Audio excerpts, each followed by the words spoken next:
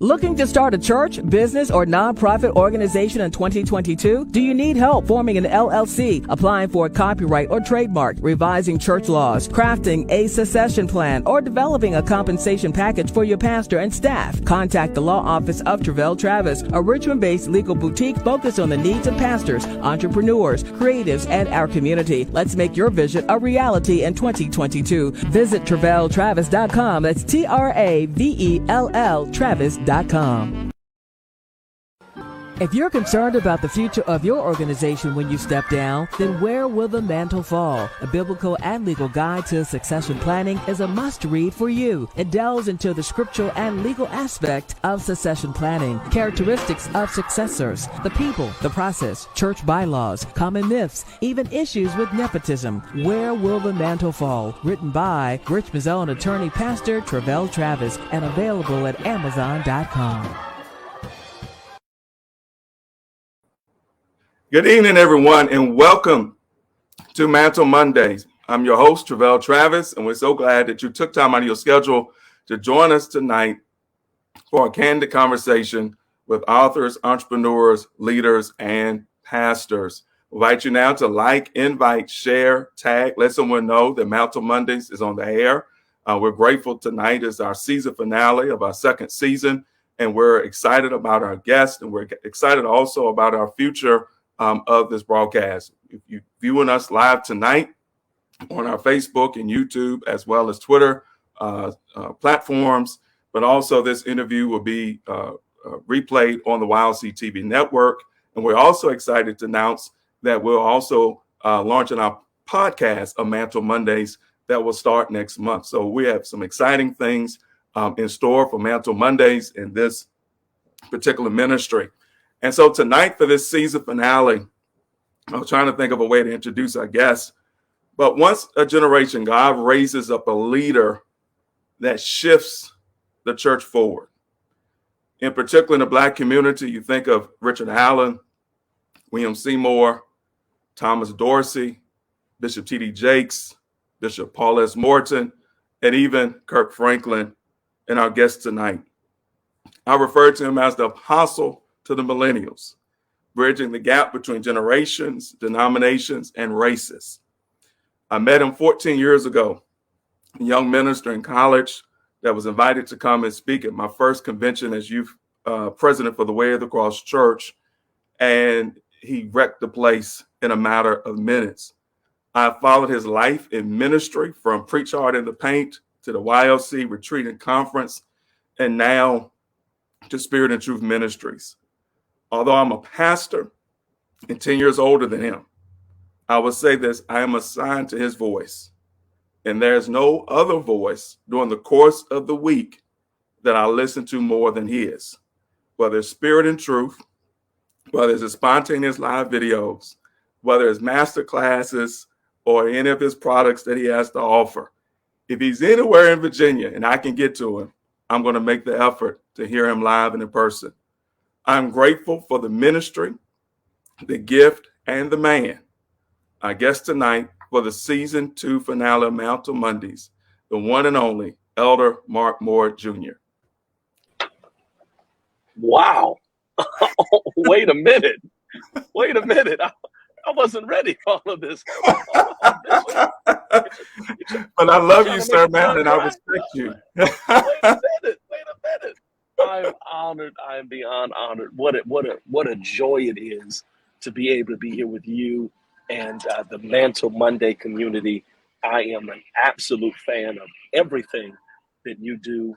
You operate with such extreme excellence, and just the way your mind works, from the books to the insight to the advice you give, the counsel you provide. I'm absolutely grateful for you and honored to be a part of Mantle Monday tonight. Well, thank you so much. Where are you in the world? I am all the way across the country right now. I supposed to be in, couldn't get in yet, and so I am at a Starbucks right now because I said by any means that, some people when they call you can't miss that. So I am just grateful to be here with you, Bishop. I'm start off with a softball question. You travel all over the country. You're in and out of airports. Mhm. Is there an airport that you hate traveling to? I got to see who's watching first. I have to be very careful. My attorney would advise me to be very careful how I answer that question. I know he would. There, it depends on the day. I think Okay. because I travel so much, it depends on the day. Like now, uh, Houston is Houston is extremely hectic. Okay. Uh, that's it's fresh. So I'm gonna go with that one. Houston, yeah, because then you got Bush, then you got Hobby. I'm not Uh-huh. sure which one. Yeah, so yeah, I'm gonna go with Houston. I'm gonna go with Houston. No offense, Houston. It's just the one that's fresh Fine. on his mind, the one he's Yeah, experienced the most recently. yeah. If someone was picking you up from the airport and wanted Mhm. to take you out to eat, what is the one restaurant they should never take you to? Oh man, this is a tough one because let me put you on. First of all, I'm not answering any questions until you all in these comments, especially on Facebook, y'all not sharing or tagging like I need you to. I can't go further until I see a few more of you. I see you, Angela. Always good to see you. I see Dana's here. Love you, Dana. I see Regina, Caleb. No, I didn't say Chicago. I'm going with Houston. I said, okay, so yeah, Elder Grant. I see you all, but everybody needs to hit share and get some more people in here because I just feel like this is going to be a great conversation. Now, to your question, it's funny you would ask that because I've had a situation uh, where I can say it, I was in a particular city in Florida and Mhm. phenomenal people, extremely kind and gracious. And they had heard rumor that I'm a foodie. And so they are committed when I get there to wowing me and just knocking me uh, off of my feet. And so we get there now. I'll be very transparent. This is Mantle Monday, so I'm not here to fluff and sugarcoat. And be very honest. Typically, when I land somewhere, because I'm always like now, I'm always Mhm. going somewhere, always having to create something, always having to write something, always having to prepare for something, always having to get ready to go speak or whatever the case is. When I typically land, I want to go to the hotel, and I'm the Mhm. king of Uber Eats, I'm the king of DoorDash, and I am definitely the undisputed champ of finding restaurants. I've got favorite restaurants in cities all over Right. the country, and so I'm low maintenance. I'm a crock pot. You set me and forget me. Pick me up for church. Yeah, I'm not the one I need to go to this store that I need to. No, I'm fine. So I'm typically only going out to eat if it's a Bishop Travis and Lady Travis, somebody that I actually have a relationship with, and you kind of Mhm. let your hair down and talk. But this particular time, they pick me up and they're just so happy that I'm here. And it's an honor to be invited because let me be clear, nobody has to invite you anywhere. Let's start Right. there. But they said, we've got this seafood place we want Mhm. to take you to. And I'm saying, really? Now, I'm in a coastal city. I Mhm. know that there are several great seafood restaurants here because I've been. So I said, well, you know what? That's fine. Let's go. So we're on our way. We're on our way, Bishop. We are on our way. And they're talking this place up. They're talking it up. They're talking it up. They're talking it up. And I'm, just anxious and I'm excited. And again, extremely kind, extremely gracious. And they talked about it so much. I'm dying to get to this seafood place, because I can get a chain anywhere. So I want, something local and locally sourced and organic and all of this. This is going to be great. So we're driving. It's a beautiful day, sun's out, sunny Florida. And we turn into the parking lot of a Popeyes. So this is cool. Traffic's kind of bad. We're going to cut around and get to this seafood restaurant. And so we're driving around the Popeyes, and then we get in line at the Popeyes. I said, never mind. I know. I get it. No, here it is. We're going to grab some Popeyes. Love that chicken from Popeyes. We're going to grab something and we're going to drop it off on our way to the seafood place. He's got a family, kids. I'm going to drop stuff off. Or maybe we're going to swing by the church, the youth doing so we're going to drop some chicken tenders and chicken sandwiches off. Cool. So we're in line at the Popeyes, and he's just talking to him about the ministry, everything's going. And then he looks over and he says, man, they got these Cajun shrimp. You're gonna love them. So I'm sorry, I said, what? I said, yeah, that we're here. It's a special, limited time only. But the Cajun shrimp, you're gonna love them. You want red beans and rice, coleslaw? What you want? I said, give me the red beans and rice and the coleslaw. Sweet tea, please. Thank you. So I'm gonna have to go. Please, I've done that already. Don't take me to Popeyes. That's all. And if you're gonna take me to, I'm cool. If you're gonna take me to Popeyes, don't sell it as a Did they not know it was a chain? That is not. It's not Applebee's is a chain. Oh, Charlie's is a chain. This is Popeyes. This is a drive-through. I don't even think on the hierarchy. I don't even know if that's. I don't even know if that's chain. That's drive-through. But I ate that Cajun shrimp, and ate that. So don't do that again, Dana. It's not funny. Louis, it's not funny. It's, Regina, Ariel, it's not funny. But yeah, so don't take me to Popeyes. I haven't recovered yet. You can DoorDash at the middle of the night if that's what you choose to do so, but not right. Yeah. Okay. Oh man. Then we shift to some of these questions. I got so many questions. I'm not gonna be able to get to all of them. But you often say you love your job. Yes, sir. How would you describe your job? What is your job description? That's a great question, Bishop. I think that the best answer I could give, the one that most immediately comes to mind, is a scripture that says, "The Spirit of the Lord is upon me, for He hath anointed me to preach the gospel, to preach good tidings to them that are lost." And I think that that's probably the best way I could describe what it is that I do. I think that my job at the end of the day is that I am a preacher of the gospel. Now, to go further, I think how we define preacher has changed, because I think that for a long time we have limited preacher to pulpit. We have made preacher synonymous with pulpit, when sometimes preacher means marketplace. Sometimes preacher means studio. Sometimes preacher means production.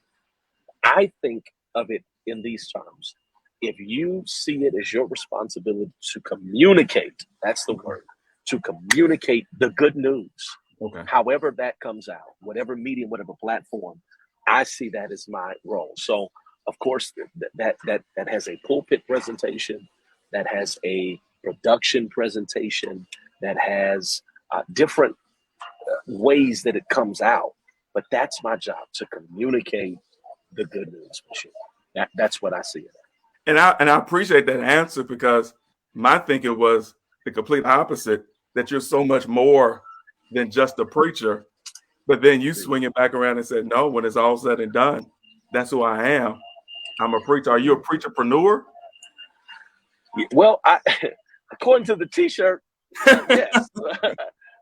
Yeah, I think you can say that. Yes, sir. Just the ability. One of the things that I say to our team all the time is that we are a 5-talent group. One of my favorite, certainly most convicting biblical narratives is the parable that Jesus tells of the master who goes away and entrusts talents to his servants.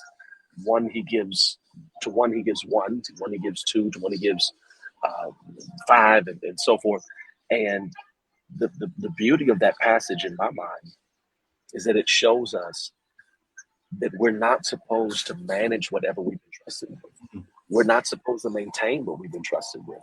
We're supposed to multiply, because the first 2 hear him say, "Well done, good and faithful servant," which, that's the only time we see that expression in scripture.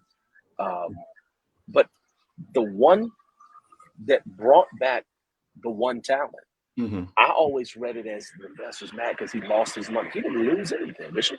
He gives him 1 to hold.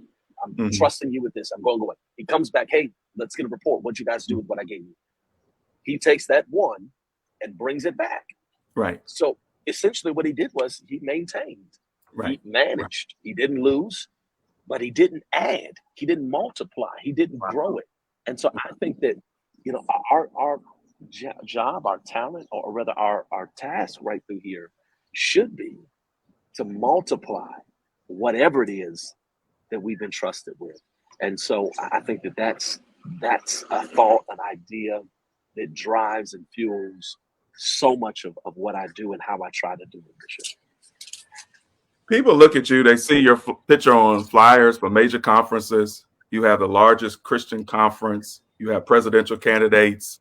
You're on CNN. You're itinerant. You're flying everywhere. You have your own studio, 50,000 subscribers, on YouTube. What is the hardest part in being more? Well, let me first apologize for anything here. I am outside. This is not all saints around. So I don't know what you're going to hear. You're good. You're good. You're fine. But they see the glitz and the glamour, of everything. And so, what is the hardest part of you being you each day? Man, that's an exceptional question. And unfortunately, I'm not sure I have an equally exceptional answer. Mm-hmm. I think that the answer that I would give, Bishop, is that it's probably just the challenge to maintain. Mm-hmm. And I'm listening to how you framed it. And I really think my answer is hidden in the way you framed the question. The biggest challenge to being me is being me, mm-hmm. not getting lost in the trends or the waves, not getting swooped up in the excitement, mm-hmm. or the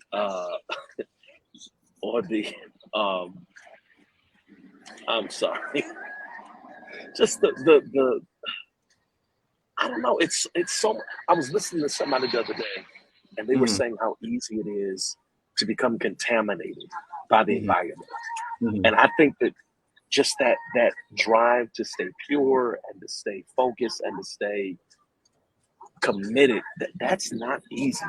I mean, especially when you're walking by faith, mm-hmm. and you don't know how this is going to happen. You don't know how this is going to work out. You don't know how this is going to come together. Everything you're doing is uncharted, at least mm-hmm. for you. Not right. to say that, there's nothing new in the sun. But if I don't have someone that I can reach out and touch, it's mm-hmm. all faith. And so the downside, and I say this with all humility, I know I consider myself in some ways a trailblazer. Mm-hmm. And the Absolutely. Downside of being a trailblazer is you don't have no blueprint. Right. The downside, the difficult thing about being a trailblazer, there's no right. path to follow because you're charting right. it. You're right. drawing it. So that's my thing. Just being able to keep trusting, mm-hmm. being able to keep believing, even when I can't see. So the higher you go, have you found yourself having to be more intentional about doing things to make sure you do stay grounded? Or is there certain places you go or certain things you do to kind of recalibrate? Yeah, one of the benefits I think is I'm a PK. And so not just the PK, and you know this, you understand this. I'm a PK of a very smaller ministry. Mm-hmm. And I don't say that with any sadness or any, I don't apologize for that. I don't say that as a negative thing. I'm gonna have to move. Sis is having a whole episode over here. So I'm gonna have to move away. I don't know what y'all can hear. She was going off on somebody that only she can see. So I'm gonna walk away because I don't need the saints to hear what she was going through over there. I have on AirPods. I don't know if y'all can hear her. I hope not, because she's having a bad day. Okay, thank you, Jesus. All right. So to answer your question, I'm a PK at a small church. And I say that with all love and respect. That's not a knock. But I say that because you don't need a lot of help staying humble. I'm just be very honest with you. It's easy to stay humble when you got thousands of people standing when you walk in the room at your conference, and the Secret Service is here, and they gave you a key to the city, and they named a day after you. Yeah, they did, but I got a vacuum Sunday morning. This chariot. This chair's gonna turn back into a pumpkin at midnight. Right. So Right. I'm grateful for the community that keeps me grounded. I'm grateful for my family. This is why it's so important. Not even trying to be deep or spooky, but this is why it's so important to have a pastor, Right. a real pastor, not just a endorser, not just a fan, but you need somebody that loves you, but they're not so impressed by you. Hello, Right. somebody, that they're scared to confront you, or they're scared to correct you, or they're scared to tell you, hey, now, I know you're great. I know you're a star. You're wonderful, but you need to work on this. You're great, super talented, proud of you, but you need to get this together, or what's going on here? So those are the kinds of things. And I think really the best way to sum that up, Bishop, is just one word, and that word is accountability. Right. That's the secret. That's the answer. That's the solution. That's what keeps you grounded when it would be easy to kind of get lost in the sauce, lost, drunk on your own supply, high on your own supply, as they say, reading your own press. You gotta have people, Bishop, that will keep you accountable. It is necessary. And I saw that even, I think this week, Bishop Jakes was at his convocation under, I believe, Bishop Watkins. And when he's there, he's just the vice bishop. I mean, he's just one of the pastors in the Reformation. And I'm like, wait a minute, you're bigger than all of this. But yet you submit to your roots and your foundation. And I said, if he can do that, I think all of us can take lessons from that example, that you don't outgrow, as you said, your father. You don't outgrow your foundation. You might add to your ministry, but that foundation, that's that anchor that gives you that calibration that you need. Now, as an entrepreneur, you're an entrepreneur, you're an itinerant preacher, evangelist. It's not like you're on salary necessarily to have to clock in at a certain time. Right. You pretty much do as you want to do as the Lord leads you. But my question is, and I'm let you answer both ways. What makes you get up each day to say, let's do this? And then on the flip side, describe a day or a moment when you get up and like, man, I just don't know if I can do this anymore. Or do you have those days? I'll start at the back and work forward.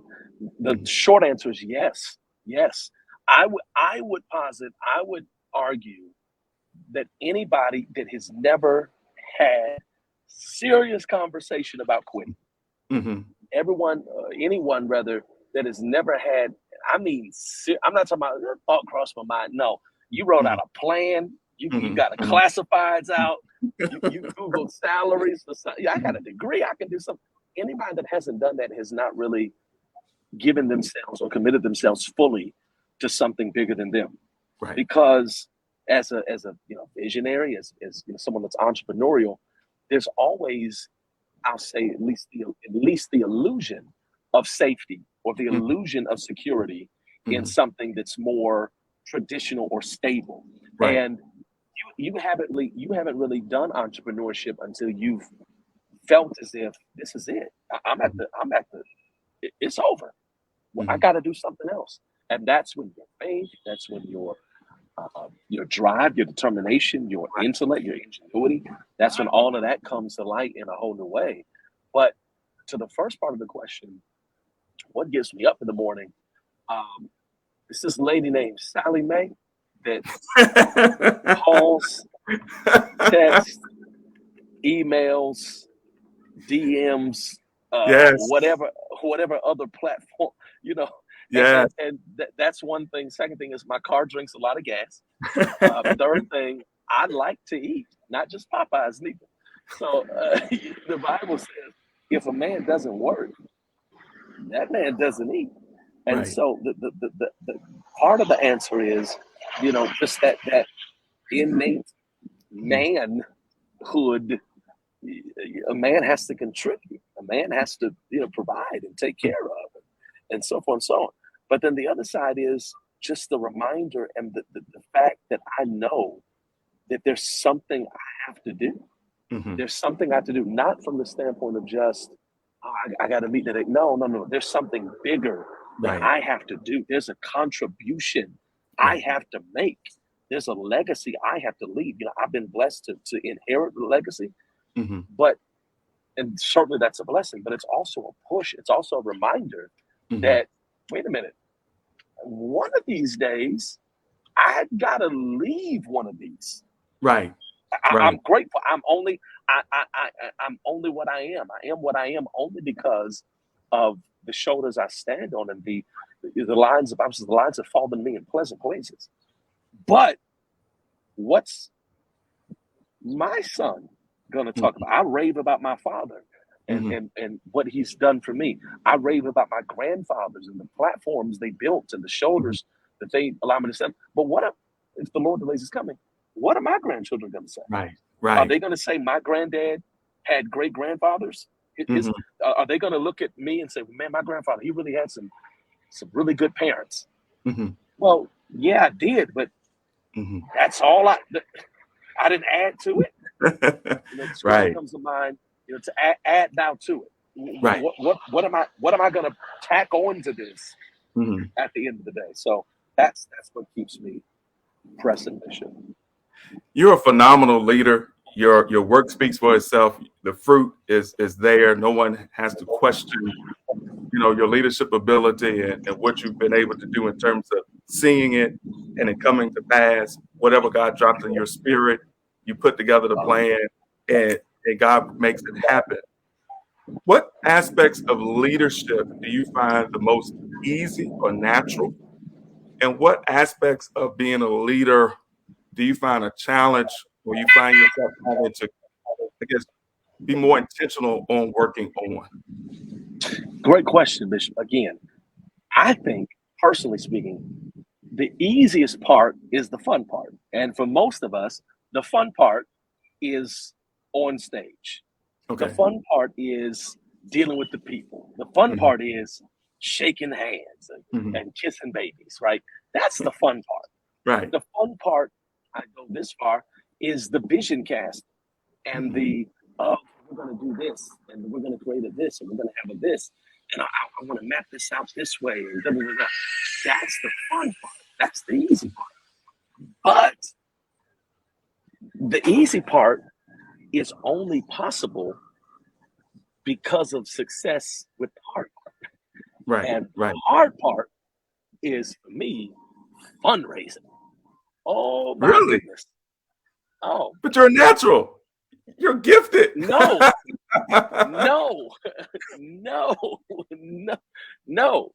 Here's the truth of it.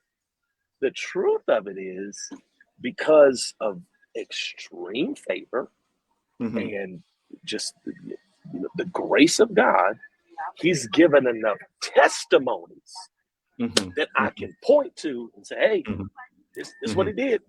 This is what he did. This is what he did. So that facilitates, that kind of makes it doable, but it's hard because at the end of the day, I'm in a position where it's just me, right? I'm not, for example, using like the conference, and those of you in the audience, some of you'll understand this, some of you won't. I don't have jurisdictions and councils and regional leaders. I don't have sons and daughters. I don't have churches under me. It's me. And of course, I'm not minimizing the amazing community. I'm not minimizing the favor of God when I say it's me. I mean, it's me as far as being responsible. Right. If I don't get out here and convince people, it's not gonna happen. It's not gonna happen. And so that requires so much faith. That requires so much. Just I can't get away from faith, because it looks easy, and that's I take that as a compliment. Thank you. It looks easy, but it's not. Is anybody going to respond? Are they going to comply? Are they going to agree? Are they going to sign up? Are they going to purchase? Are they going to, ABC 1, 2, 3? Mhm. It's never ending, and it's hard because it's all faith. No, the for example, the reason I said that on stage stuff is easy and fun is Mhm. because I'll be honest, that doesn't require as much faith. Right. Yeah. I am confident because to God be the glory. But Mhm. I have a degree of confidence in Right. myself. Right. I can get on that stage, on that Right. platform. Right. I'm a church kid. I can do something to. Yeah. Yeah. I can get through. I have Right. some confidence in me. But the fundraising and the raising capital and the Mhm. leading, the administrative parts, that's if God doesn't do it, it's not going to be done. Right. And so I think that's probably the biggest thing for me, Bishop. I've looked at your life. As I've said in the introduction, you were, I think, just finished your sophomore year at Morehouse, and someone suggested you, and I said, hey, let's bring him in for the teen service. And like you said, Yes, sir. you've left your mark, and I've seen over the 14 years how God has blessed you in your ministry. My question is, and I want to make sure I say it correctly and not in a negative way, but do you know where you're going, or are you just enjoying the journey right now? Um, Bishop, Like, that's do a you know phenomenal where this is question. taking you? Do you know where or you just, what, God, wherever you want to take me, I'm just down for the ride. I would be dishonest, just to be to be very honest. I would be dishonest if I told you, "Oh yeah, I got it all Mm, figured out." mm, I don't. I have no idea.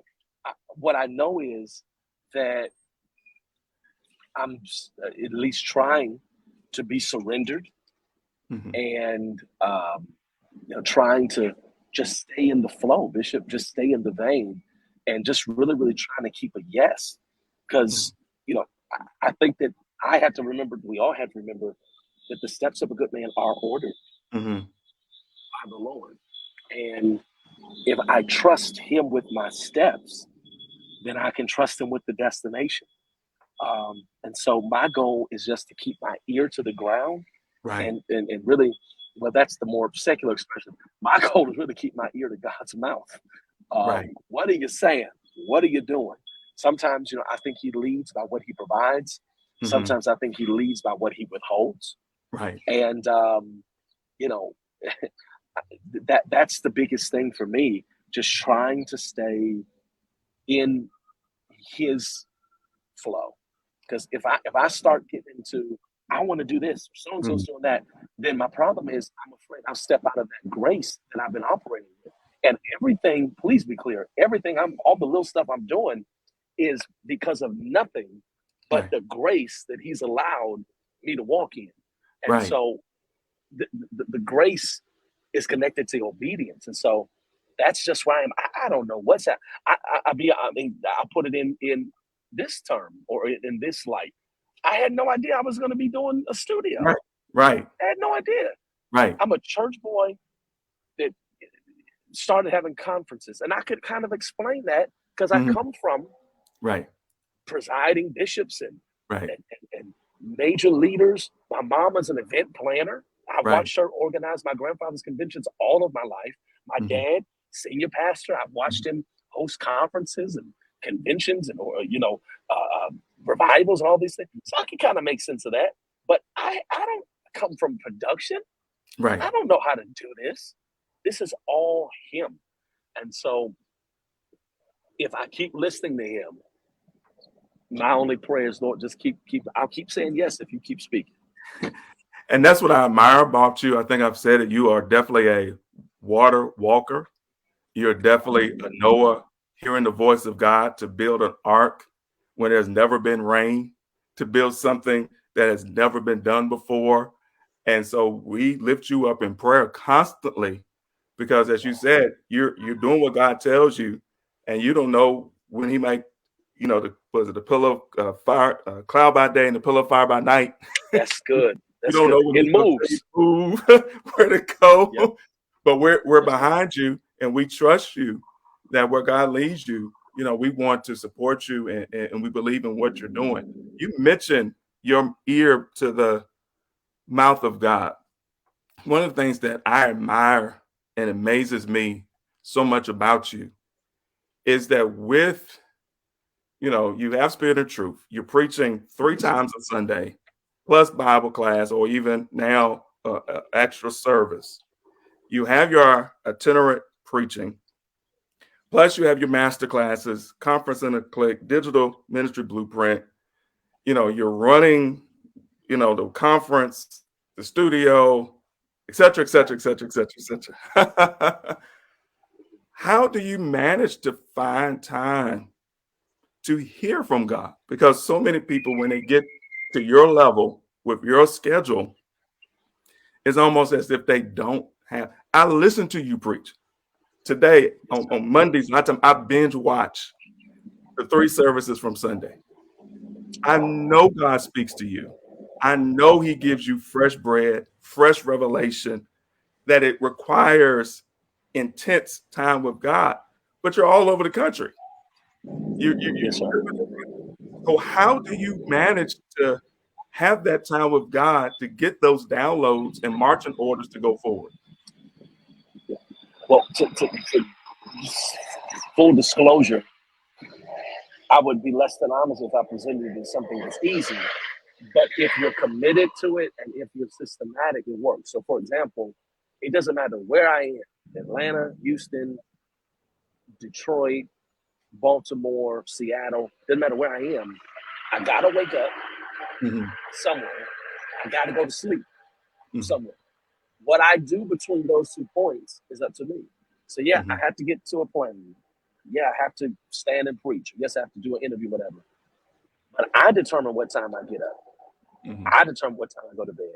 And I determine what the non-negotiables are in that day. And Okay. so for me, I've been trying to be disciplined about starting my day and giving the front end of my day to God. I live in Atlanta, and you know about Atlanta. There's always a commute. There's Mhm, always some traffic. So how mhm, can I maximize this time? Okay, I got it. I can be listening to my Bible. I can be listening to a devotional. I can be listening to da da da da.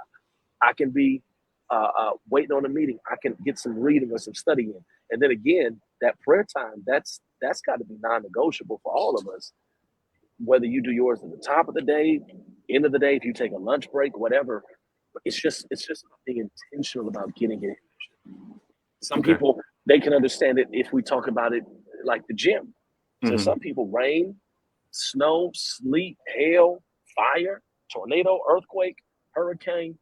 I got to get my steps in. I got to get my miles in. I got to get my jog in. Whatever it is, they're religious about it. I know we made religion for whatever reason a bad word, but I think it's that same kind of commitment and consistency that we just have to be intentional. That's all.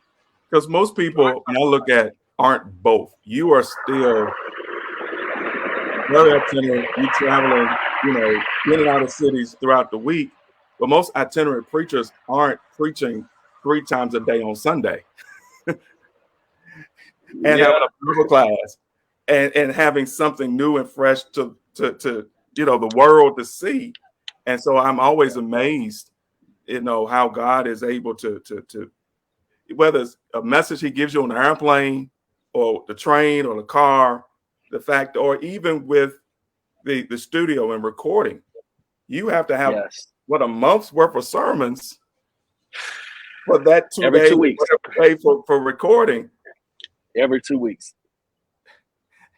Yeah. So how do you even get your sermons? Is it you just read and as God drops stuff in your spirit? Or are you saying, okay, I need to come up, God, with 8 sermons by next week? Like, how does that happen? I don't know. I'm gonna be honest. I have no idea. I don't know. It doesn't make sense. It's stupid. I don't know. No, in seriousness, I think it's just always being open, always never being off in a sense. I'm walking Hmm. to the airport looking and thinking and connecting dots and, just trying to hear him speak through in everything. And then the biggest thing is, this is where that personal devotion comes in, because I don't want to fall into the trap of just studying to preach. Right. I need to be studying to live, and then preaching from my overflow. What is God saying to me about me? And then, recognizing that if I'm assigned to my generation, and if he's saying it to me, maybe it's for me, but not just for me. Maybe there's a lesson here that I need to share, and just being open, Bishop. That's it. My next question, yesterday you preached a message entitled Unmoved. You talk about finding something worth dying for. And you talked about Paul in his ministry. And some have said Paul maybe rushed his time because he was like, I have to go to Caesar. I gotta go to Rome, when others were saying, slow down, don't go, don't do this.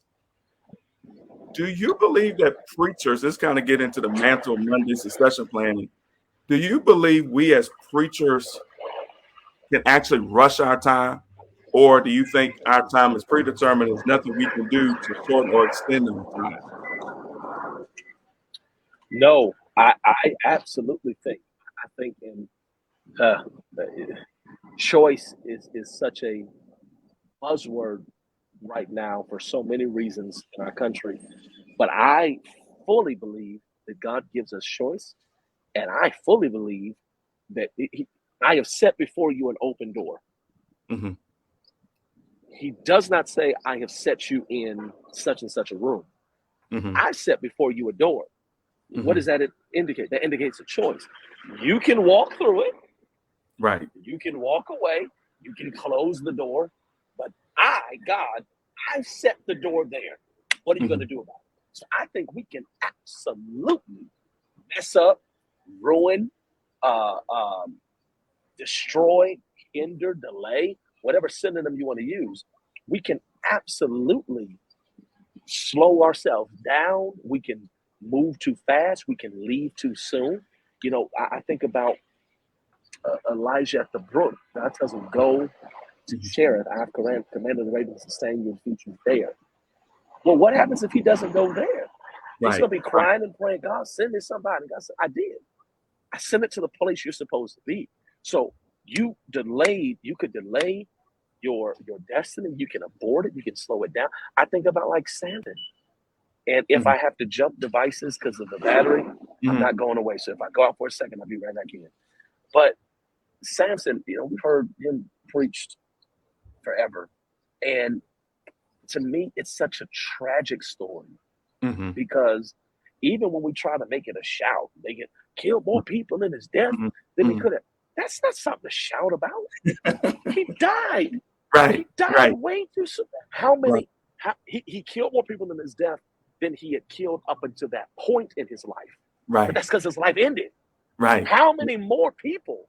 How many more victories? How many more battles? That's good. Could he have if he would have stayed alive?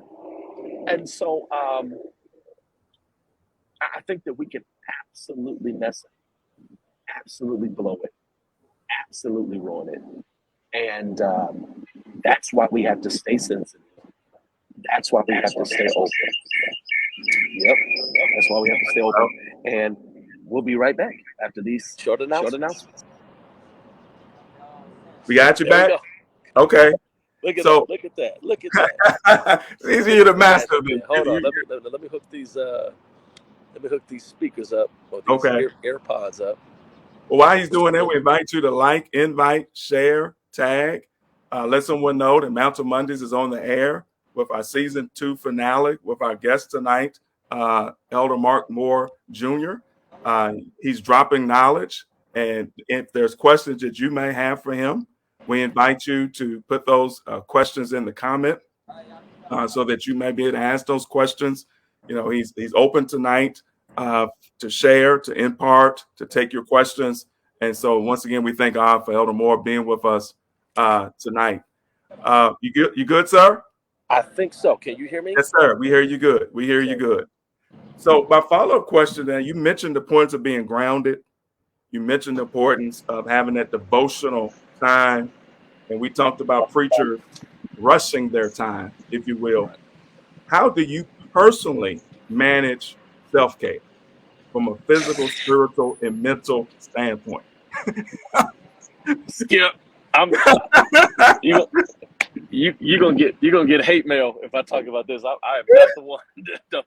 I'm not. I'm not even gonna set you up like that, Bishop. Next question. Next question. 'Cause you Okay, don't. we're gonna pray for You the man of God on his yeah. self. I got to do better because I'm saying this with the caveat that I know this isn't right. I know Mhm. this isn't the correct. I know they'll keep telling me, but I'm very much in a work while it's day kind of mode, kind of Mhm. mood, kind of setting, kind of season, because I don't know how long my day is. And so I know I have to do, I know, I got to do better. This is not the best way. This is not, I know, but it is what it is. I would love to I turn my phone off at 6 p.m. and Mhm. I go get a massage every Tuesday and Thursday. No, I'm going. Said I can't go no more. So I know it's got to change, but Now, a ask couple somebody years ago, else. you did the road trip. Have you I set did. aside a vacation for this summer? No, Okay. the road Uh, trip happened because the world was shut down. That's you give me another global shutdown, I'll give you another road trip. How about that? What no studio, what no preaching, what no services, what no nothing. I got in the car and drove from Atlanta. I literally no, this is a true story. I literally just woke up one day and everything shut down. Mhm. I said, you know what?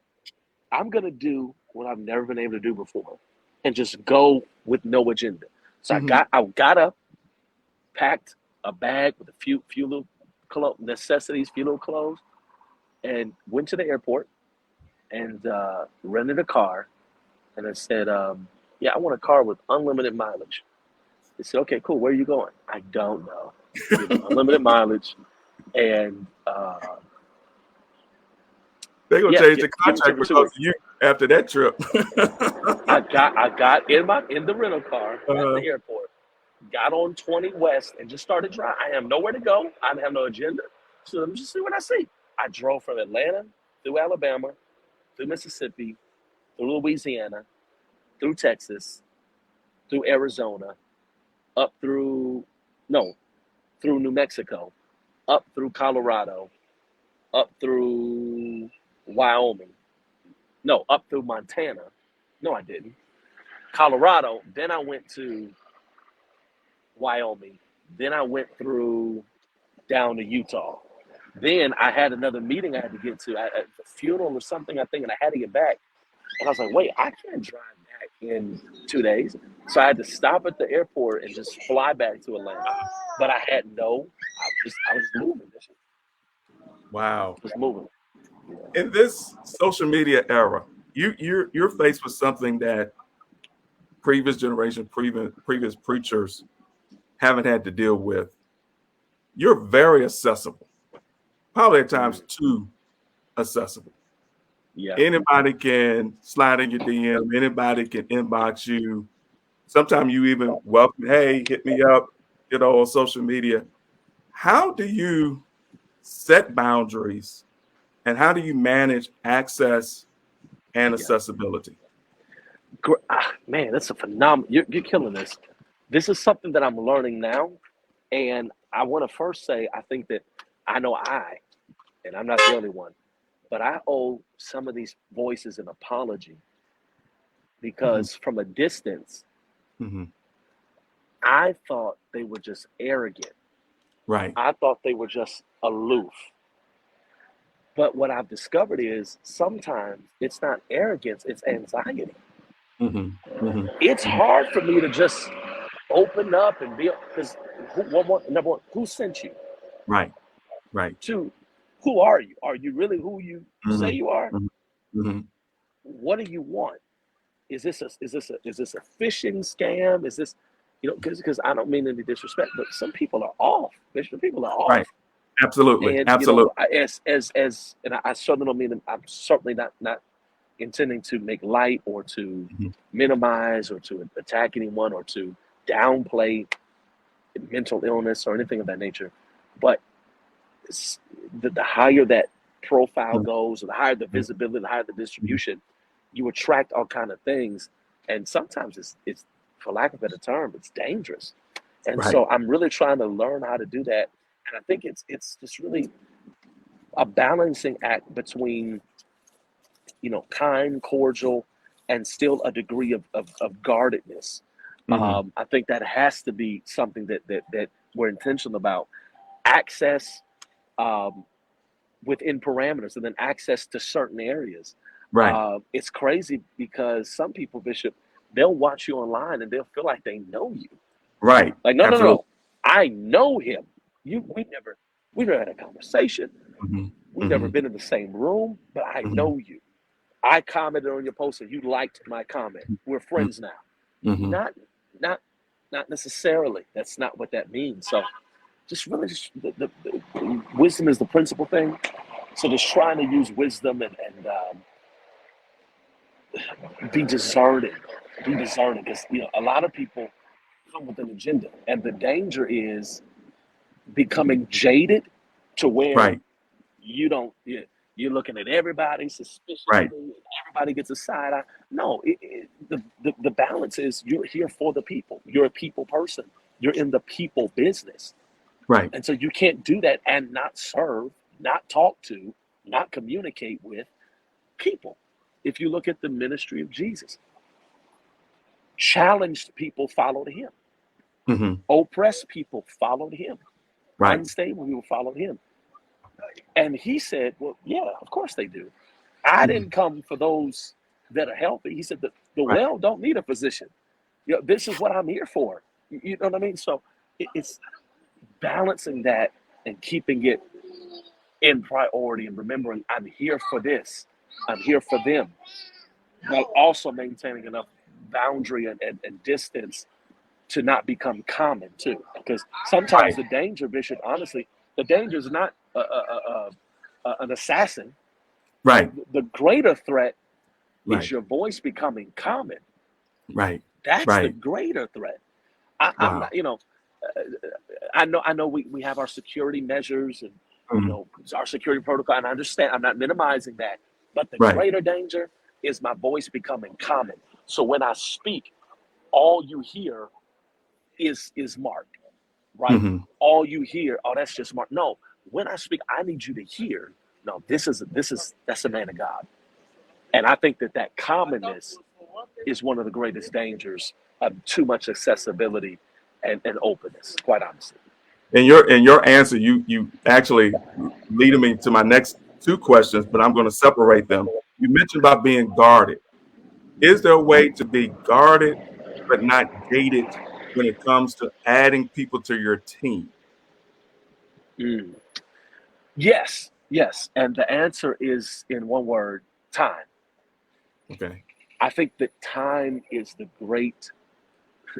Time really ought to be over our HR departments, because I think that guardedness, or remaining guarded without being gated, that comes when you evaluate who's here, who's working, who's serving, and who's willing to put the time in. Anybody can put up a good front, put up a good show for a Right. moment, for a season, Right. but who's here and willing to put the time in even before there's a title, there's a check, there's a position, Mm-hmm. things of that nature. I think it has to be that time piece. That's the biggest thing for me. Because the person's true colors is eventually in motives It's will going eventually it's going to show. come out. It's going to come out in time. It's going to come out in time. So the key is don't promote people too fast. No, my thing has long been who's doing the work Right. without the Right. everybody, let's stand for our Right. international whatever. Who's just doing the work? Mm-hmm. Those are the people that qualify for and deserve the titles and the promotions and Right. all of these kinds of things. So that's my thing. Let time take its place. Let time do vetting. I like that. I like that. So going back to the question about guarded versus gated, and even time will tell, and access, and especially on social media, how do you manage people who always want to give you their 2 cents, but never want to contribute a dime to support? Ooh, you try this. You should have sent this question with a trigger warning, because that is a pet peeve, and I sum it up like this: I firmly believe that you should not receive their input if you haven't received their investment. Hmm. Hmm. Period. The end of discussion. I don't want your input if I don't have your investment, if I don't have your involvement, if I don't have your where's your skin in the game? Right. And it's so easy to sit on the outside. And what you ought to do, well, what I ought to do, I don't need to hear what I need to do. I need to do what we need to do, Hmm. because we says I'm in this with you. If it doesn't work, I'm on the ship, and if we go down, we all go down. But I don't want to hear, Angela said in the comment, investment facilitates input. I'll Hmm. listen to what you have to say. Even here's the truth of the matter. I've listened to people, and there's some people in our team and in our life that always will be able to say Hmm. ABC 1, 2, 3. I don't think you should do this. I think you should do that. Because at Right. the end of the day, even if I don't agree with the input, Hmm. even if I don't agree with the advice, they've invested enough to Hmm. be able to say their investment is a down payment on their opinion. This is an easy one. My mother and father, Right. they don't, and of course I say this with all respect, all honor, they don't do conferences the same size I do. Right. Right. So by virtue of that, there are some things that I'm a little more Hmm. knowledgeable on Right. in conferences. Right. But you better believe, anytime they want to have a sit down, hey, we think you should do this, we think you should do that. This is this. What do you think? Even if I don't agree, I Hmm. will listen, Right. because their investment Right. demands their voice is heard. And I think that a lot of us as visionaries, we got people on our team because we think a team is the key, or we think a large team Hmm. indicates success for whatever reason. So we got all these people, and we're trying to please people that ain't put no money up. Hmm. And that's literally or metaphorically. You've got no skin in the game, no Right. investment. What is your basis of credibility? I'm listening to you for what? That's my favorite. So then, even for those, I'm take that question a little bit further. So you can distinguish between no investment and investment. But now, amongst those who are invested, your ride or die, the people who have been with you, and they make suggestions, Yeah, and it still may not be what God is telling you to do. yeah. How do you even know when those are good ideas or God ideas, or when their perhaps vision or ideas aren't aligned with what God is saying to you now, Yeah. or where he wants to take you? So even amongst those who are invested, how do you say, I respectfully disagree? You say it just like you did right now. I think the key is we're talking about those that are really invested. Here's my thing. Hmm. If you're really invested, then Hmm. it's like Paul said, consider my manner of life. Hmm. Consider what I've shown you already.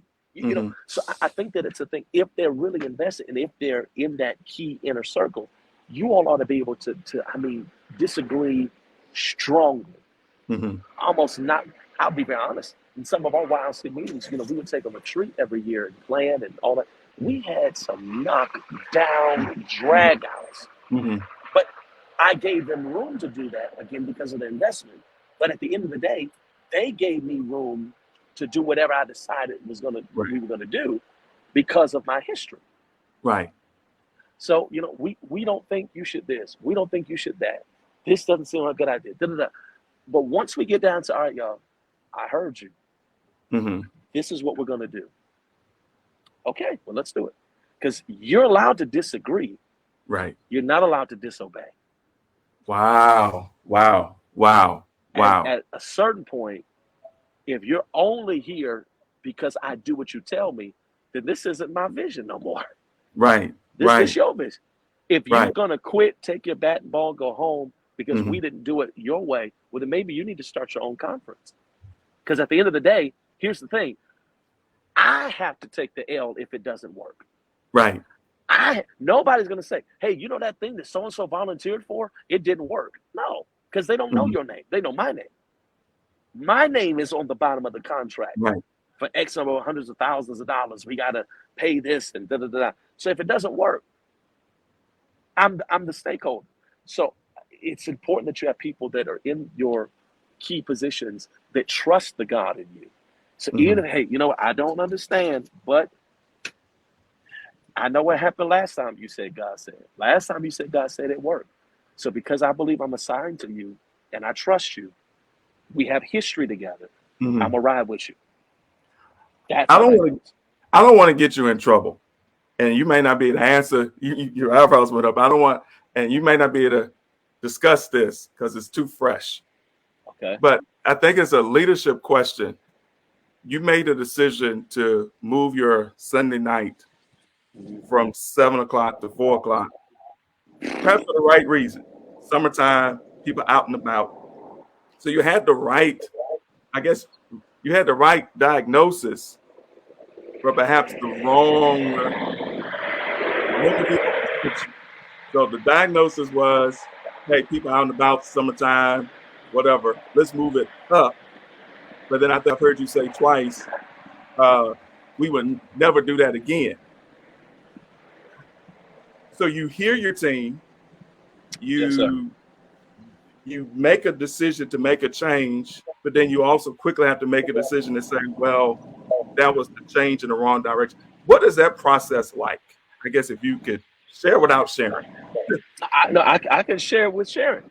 It's no problem at all. I can't blame the team for this one, Bishop. Mhm. This was a. I had a bright idea. I said, you know, people are. You know, it's nice outside. People are Uh, out. You know, 7 o'clock. They're out. They're going to movies. They're restaurants. Whatever. Whatever. We'll do 4 o'clock. So you know they have their evenings. That was in-person thinking, not online thinking. Online mhm, thinking is they're at dinner or they're mhm, commuting or they're leaving church. We're global. mhm, So 4 o'clock Eastern is 1 o'clock in California. mhm. They're still in church, some of these people. Right, So it was just a thing of this. We tried it and we're never afraid to try. But we realized it's not working. There were right. people on the team where Aaron, they're not able to share because they're in services or Uh-huh, it's uh-huh. not working. So I Right. think it would be, and I'm going to use a strong word. It would just be stupid to continue to do something that you've had enough. I've got 4 weeks of Mhm. hard data. This does not work as well as it did before. So yeah, we need a different time. Instead of going earlier though, what happens if we push it back an hour? Right. And that's what we did, and it's working much better than the 4 o'clock was. So was But this you a know, I think time it's where your just team where your team told you don't do it? Or were they, they didn't tell me not to do it. I think this is the thing I told them what I was gonna do, and okay. they said okay, and and I did it, and I did not like what I got. I told them again, we're gonna do something different. They said, yeah, that's a better idea. Okay, well let's do that. So I was like, why that's did what not we tell me this in the beginning? Because I was like, thank you, right. Jesus, when you went back to 8. I was like, man, okay, well, Yeah, we'll do what we yeah. can. All right, we got about 15 minutes. If you got a few more minutes, Elder, I don't want to infringe on your time. As long as as long as battery doesn't die, Okay, we're all good. right. You mentioned earlier about being a fifth generation ministry. What is the blessing and the burden of legacy? I think you touched on the blessing in terms of those multi-generational relationships, those platforms that you stand on that were built by others. But I asked this also your friend as well, Elder Tyson. What is Mhm. the burden of legacy? Oof, man. I'm glad you asked him because I know he gave an exceptional answer. I think that to answer that question as if the burden is singular Hmm. would be a disservice to the full weight of it because it's so many burdens. It's I consider legacy and managing legacy, Bishop, almost like a game of high stakes Jenga. Mm-hmm. You know, the wooden blocks, Mm-hmm. and you got the tower. I look at it as the longer this game goes, the Mm-hmm. easier it is Mm-hmm. to Mm-hmm. mess it all up. Right. I gotta write that down. Right. That Right. helped me. Think Right. that's the best way I can see it. When you're starting a legacy, Mm-hmm. it's nothing to ruin. Right. Right. I'm fifth generation. Go back 5 generations. Nobody been saved. Nobody came from holiness. Mm-hmm. Mm-hmm. Nobody. There Mm-hmm. was no expectation. Mm-hmm. There was no history. You know, he did something. Anybody done anything yet? Mm-hmm. In ministry. Right. So Absolutely. you got all the blocks. It's solid. It's stable. You can make some mistakes, and Mm-hmm. it's fine. But the longer the game goes, the more fragile, the more frail. Because using that jingle analogy, the longer it goes, the higher it gets. Mm-hmm. Anything that gets higher becomes more visible. Right. And it's so much easier to mess it all up. And Wow. again, the longer it goes, if you knock the thing over, you're not knocking over what you did. You're knocking over what he did. You're knocking over what he did. You're knocking over what she did. You're knocking over everybody's work off of one wrong move. So it's pressure like I can't explain. Just to be very honest, this is Mental Monday. It's tremendously taxing. It's scary. It's anxious, and then especially when you consider to my legacy, you've got to face challenges. And I would dare make it seem as if it was easier then, not at all. Right. But it was Right. different. It Right. wasn't easier, Absolutely. but it was different. It was Right. different. Right. The world was smaller. The circle was smaller. Mm-hmm. The opposition was smaller. Right. Less people knew you, which means there are less people that hate you. Right. Think about that. Think about Wow. that. Less Right. people knew you. There are less people to love you, yeah, but less people to hate you too. No internet, no live stream, no viral. There was a time. Certainly not. I'm using this example. Mm-hmm. Certainly not justifying wrong, but there was a time you lived in. I'm picking random places. You lived in Birmingham, Alabama, and you Right. messed up real bad. Right. You can get in your car, get in your station wagon, and move to Mm-hmm. another city and start over. Do you Right. realize we live in a generation where you can't actually truly start over? There's no clean slate. So Wow. all of these things intensify and make just the pressure greater. But the benefits, Mm-hmm. the pros, the knowledge, it takes a while to see it, Bishop, Mm-hmm. but it does balance. Wow. Yeah, the cost of a mistake now is so much greater, but I don't only have 5 generations of pressure, I've got 5 generations of wisdom. Right. Right. I've got 5 generations of insight, 5 generations of know-how. And so I think that if we keep that at the forefront, I think that's the best way to navigate that. That's what I love and admire about you so much is with such a bright light on you in the social media era. You don't just preach integrity. You're a man of integrity. And my prayer always has been, God keep you from Delilah's, Jezebel's, Bathsheba's, and even Potiphar's wife. Yeah. Because as you said, you have one of these crazies that could easily say, "Oh, he's my husband. We engaged." I want to tell you a story. I don't know who's watching. It's a fresh story. Go ahead. No, I mean, What I just said, I'm not just making it up. It really does happen. Is that what you're no, saying? that's literally what I'm saying. I don't see any harm in yeah. I'll speak generally, but I'm not fabricating. There are some. I'll say it again that see you online and feel like they know you. We've had a Mm-hmm. situations where we've gotten I mean, emails to the church and voicemails on the church machine and all of this. I'm one lady said I live. I don't even know where it was. It's somewhere I've never even been.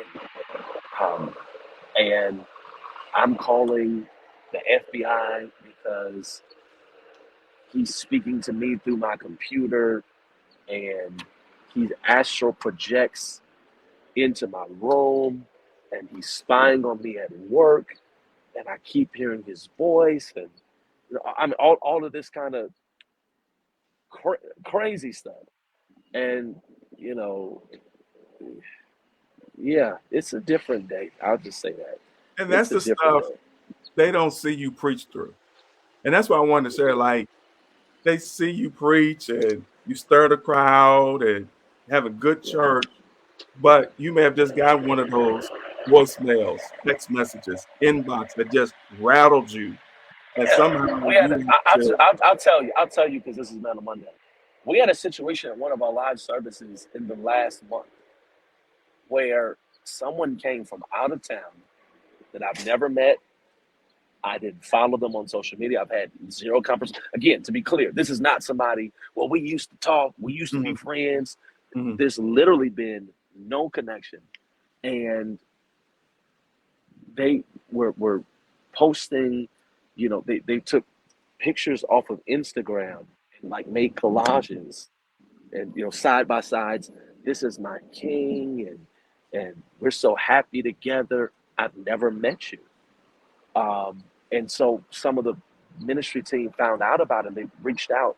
Hey, sis, we know you love the ministry and all, but mhm, you should probably take this up. We don't want anybody to get the wrong idea. mhm. But no, anything that needs to be addressed between he and I, we will discuss together.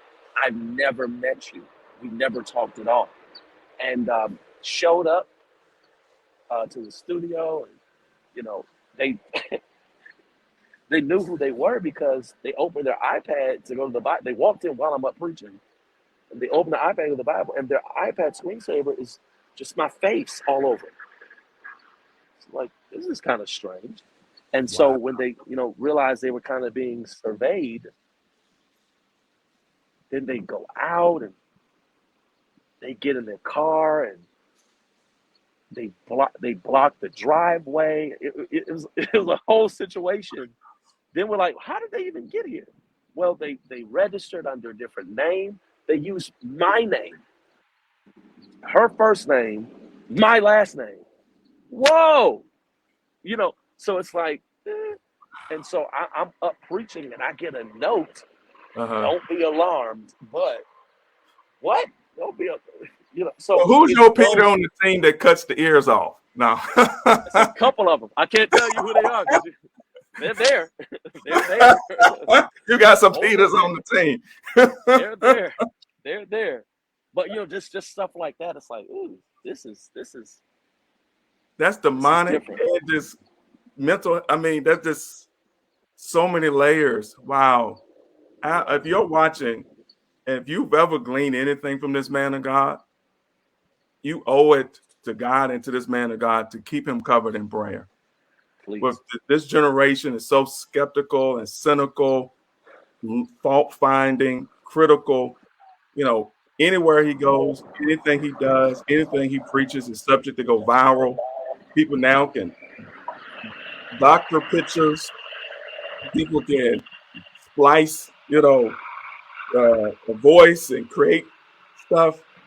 And so we have to keep him in prayer, not just for his reputation, we keep him in prayer for his mental, emotional, spiritual health, physical well-being, but also that these things do not drain his battery and gets him to a point where he says, you know what, man, I'm just going to go in obscurity.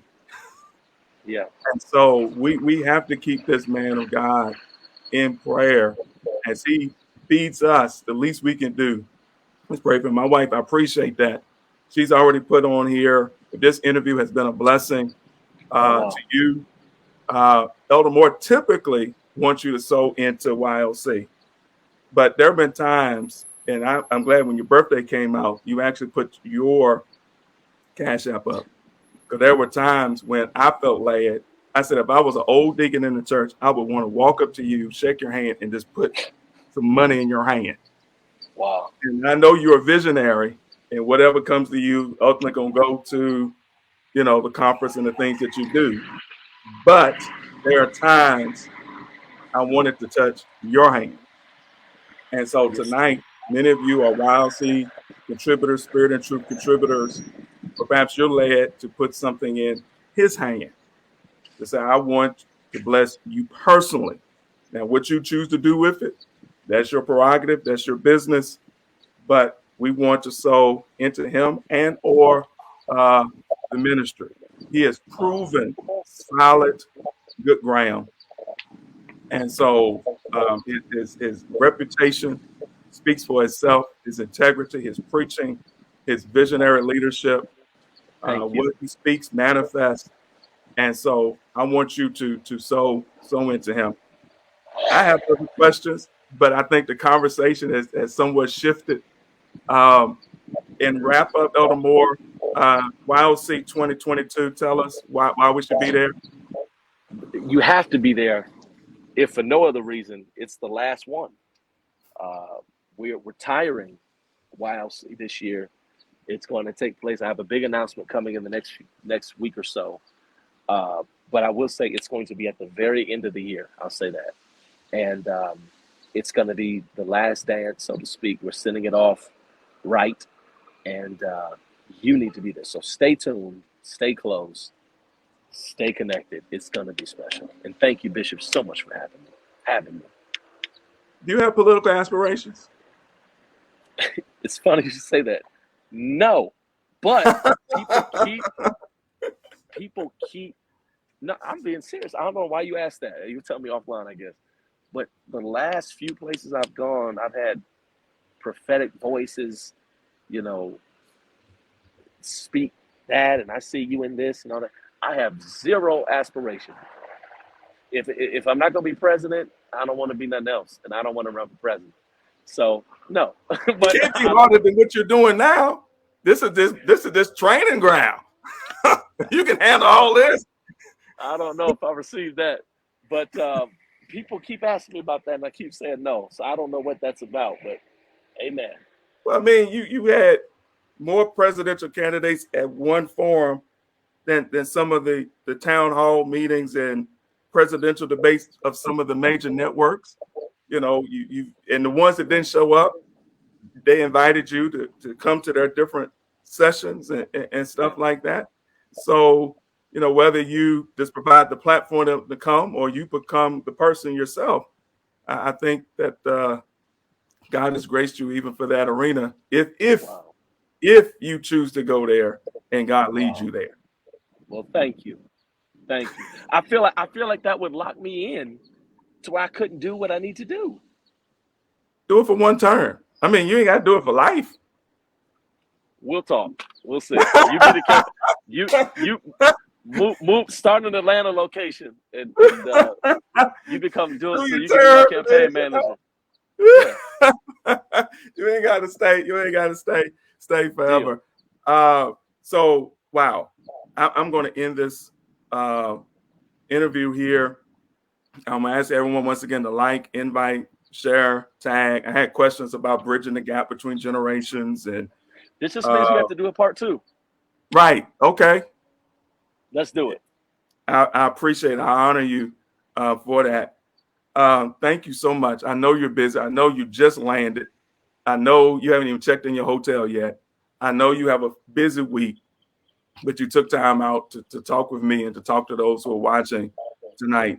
I typically end with a kind of an end of life question. You're in Atlanta. You're a CNN person. Decades from now, when CNN has breaking news to inform the public of your transition, how will you want them to describe you? How do you want your name to be remembered in the earth? Wow. I want it to be said, in short, that he was a man that mattered. He mattered to his family. He mattered to his community.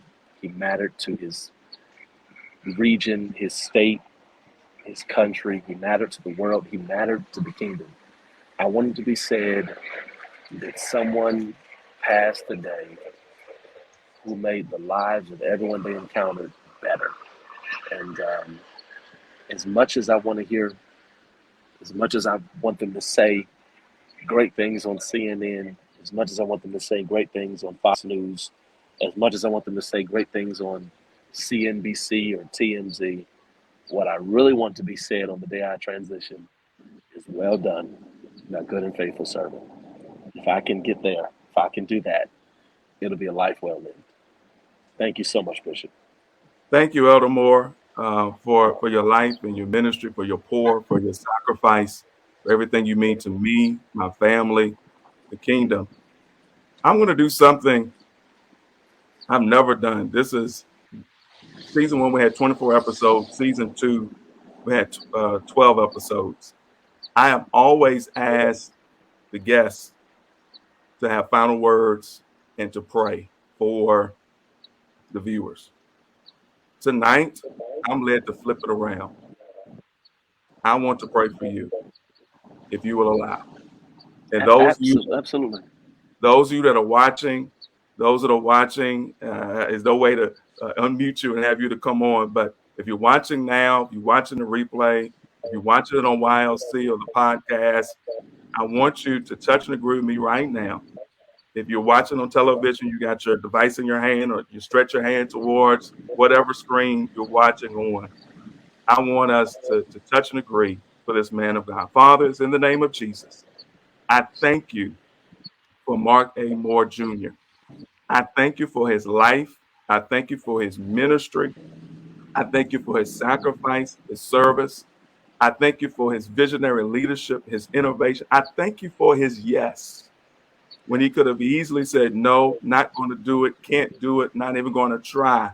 But God, I thank you for allowing him to blaze a trail. I thank you for undergirding him, even as he walks on water. God, I thank you for giving him strength, even as he builds the ark. God, I thank you for, even as David, you gave him the design and the layout for the temple. God, I ask you, whatever he needs, supply it.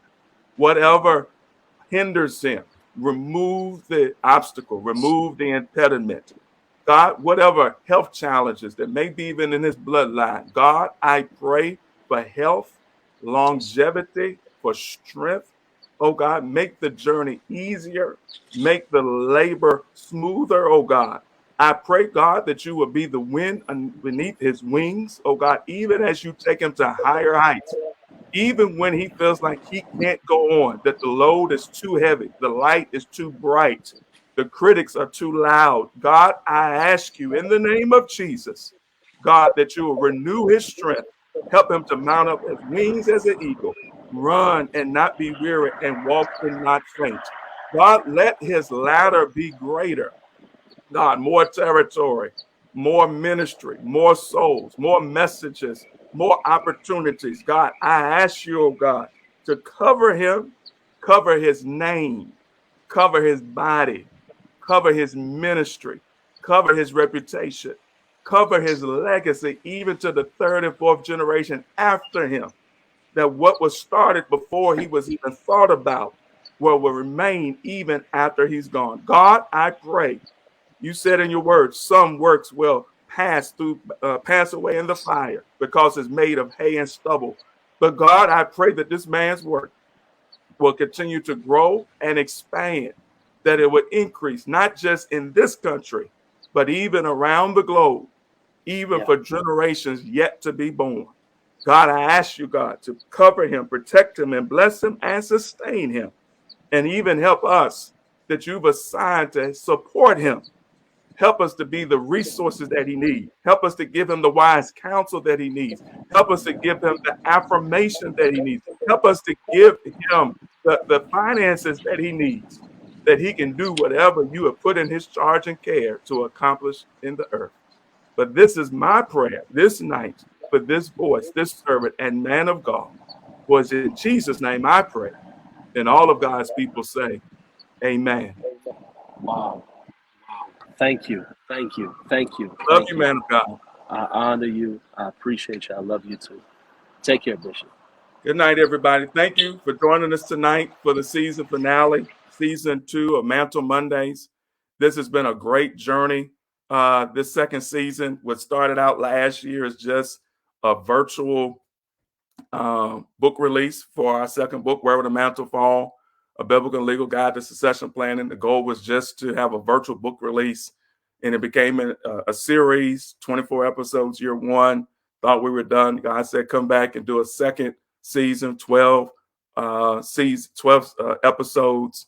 We're looking forward to rebroadcasting this whole second season on the YLC TV network.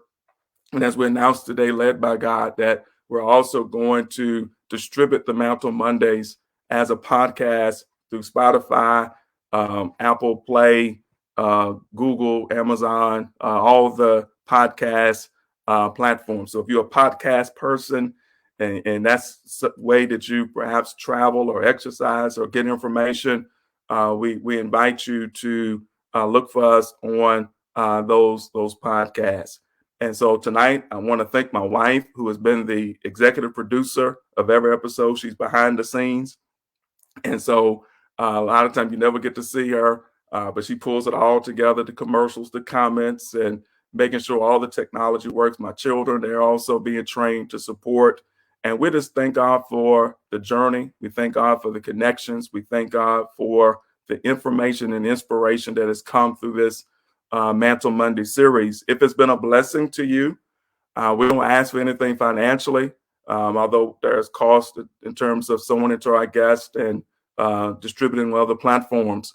But if this ministry has been a blessing to you, we would just love in the comments or inboxes and say, we appreciate Mantle Mondays. We were blessed by this interview. That quote really resonated with me. That guest really resonated with me. We want you to do a third season if the Lord allows, and we want to hear from you. Sometimes we do, we don't know. There are people who watch and never say anything. That's fine, but we would love to hear from you. If you've enjoyed this, you learned something from it. I don't come from a legacy of preachers, and so these questions are things that if I was in the office or perhaps able to ride in the car with them or take them out to lunch and just kind of pick their brain about ministry. That's kind of what this series is about. And so if you're an aspiring pastor, entrepreneur, author, leader, and want to get into the minds of some of the great leaders, pastors, entrepreneurs, creatives that the kingdom has to offer, we once again invite you to follow us on Facebook, Instagram, Twitter, LinkedIn, subscribe to our YouTube channel. And once again, we thank God for you. And always remember, it's never too early to prepare for success. Good night and God bless.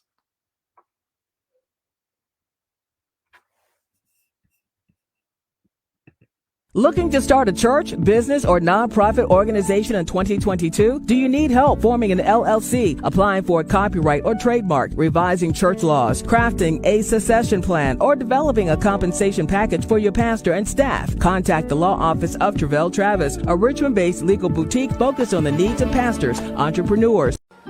If you're concerned about the future of your organization when you step down, then where will the mantle fall?